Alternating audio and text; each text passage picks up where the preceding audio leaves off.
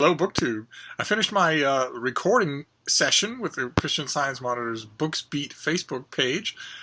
It was a great deal of fun in the recording studio with all the equipment and everything. The time went by like nothing. I could easily have kept talking, as you all know. And then I did a tiny bit of grocery shopping and was on my way back here to Hyde Cottage when I saw that the sky had darkened and that a big squall of a storm was rapidly moving in. You could see the clouds moving quickly, with one half of the sky bright blue, fluffy white clouds, and the other half of the sky looking like something in the middle of a hurricane. And I didn't have far to go, so I went there with dispatch, thinking the whole time, am I going to make it to my own front door before this downpour? Or am I not? And remembering all the times in my past when I have had the exact same feeling in Iowa, in Germany, a whole bunch of places where I found myself with dogs or alone with a shoulder sack full of stuff or just as free as a bird, a short but non-negligible distance between myself and warm, dry home, with a major storm broiling in the sky overhead, with the sky turning blacker and blacker like a bruise. And just the question of whether or not you're going to make it, and the feeling of making it feels so good. It feels so wonderful. And I did, and I saved some mail as well from the front porch, which would have been absolutely useless. The actual mail, the magazines and envelopes and whatnot, was as soggy as oatmeal when I retrieved it. It came later, and it sat out there for a few minutes. That was all it took. I don't know. I'm letting it all dry out now. I don't know how much I'll be able to reclaim. But the books I grabbed before this massive squall hit my street. So I have those to go through with you now, and we'll see. I came back. I saw to my little Frida bean, and then I checked email and realized that I had been given a ninja deadline. Again, another ninja deadline. So that's going to change the logistics of my evening. Oh, fantastic. Okay, speaking of the Christian Science Monitor live stream, this was one of the books that I mentioned. I think we've seen this on this channel before. I'm not 100% sure. This is John Larson's novel, Whiskey When We're Dry. This is the finished copy of Whiskey When We're Dry. And it introduces one of the most incredible and indelible and endearing protagonists you'll ever meet, 17-year-old Jessie Harney. In the spring of 1885, she dresses in men's clothes, saddles her beloved mare, and sets out across the mountains of the West in search of her outlaw brother. Already optioned for a major motion picture. Oh, wow. Oh, great. Whiskey When We're Dry is one of the most talked about books of the summer, and it's terrific. It's a debut novel, I believe. I call it a debut novel on air, so I'm hoping that I'm right about that. Let's see what our author has to say for himself. Spent much of his childhood in remote regions of Australia, the Caribbean, Canada, South Pacific, Alaska, and the American West before graduating from high school in Ithaca, New York. And it looks like this is he earned an MFA from Oregon State University, where he stayed to teach while writing Whiskey When We're Dry. So this is his debut novel, and it's amazingly good. It comes out in late August, and I can't recommend it highly enough. It's pretty much exactly what I go to debut novels for.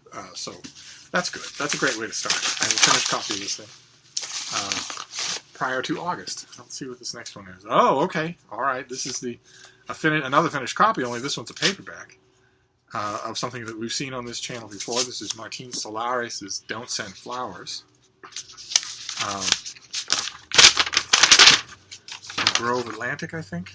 Yes, from Grove Press. Wow, okay. It's got a ton of blurbs. A ton of advance notice. And it is a riveting novel about a retired police detective in the Gulf city of La Eternidad, in northern Mexico, who has to go up against the corruption and widespread violence that caused him to leave the force when he is hired by a wealthy businessman to find a missing daughter. And the author was born in Mexico. He completed a doctorate at the Sorbonne and now lives in Mexico City. His first novel, The Black Minutes, was a finalist for France's most prestigious award for crime fiction.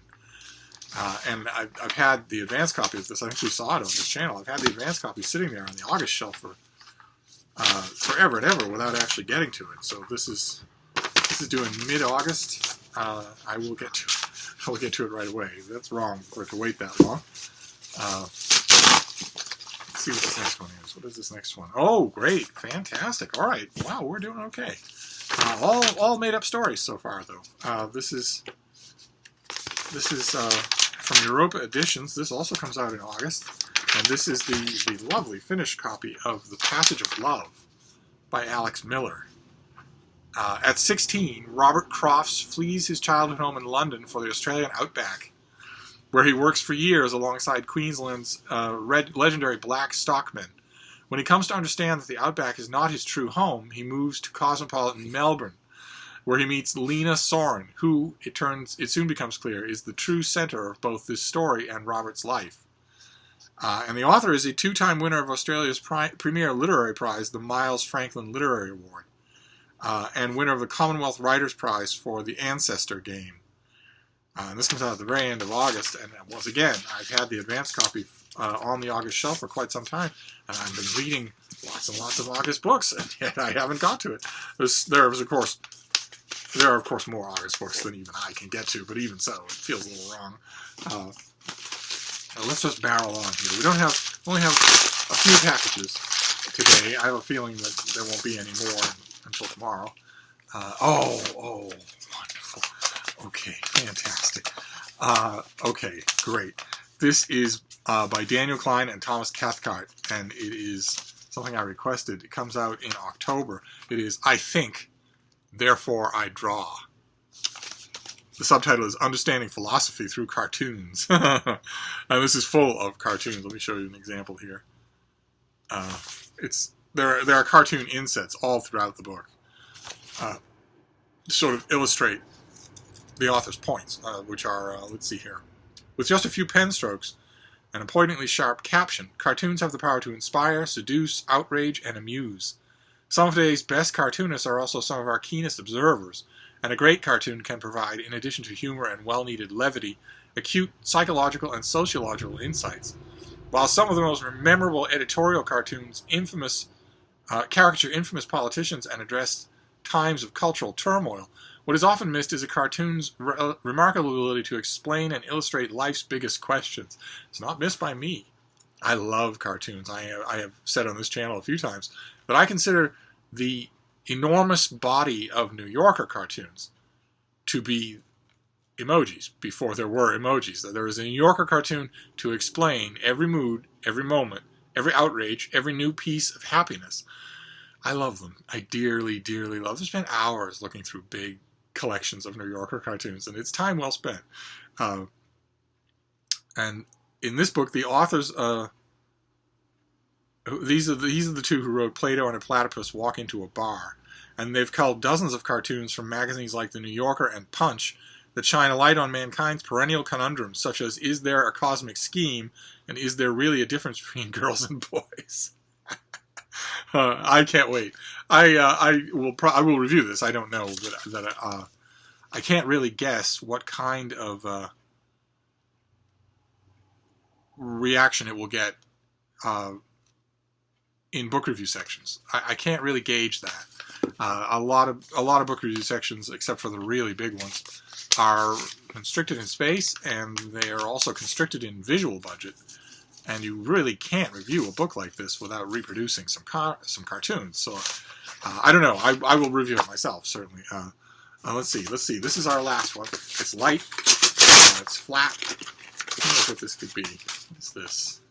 Oh, okay. Wow, what an odd shape. That's strange. Okay, this is... oh,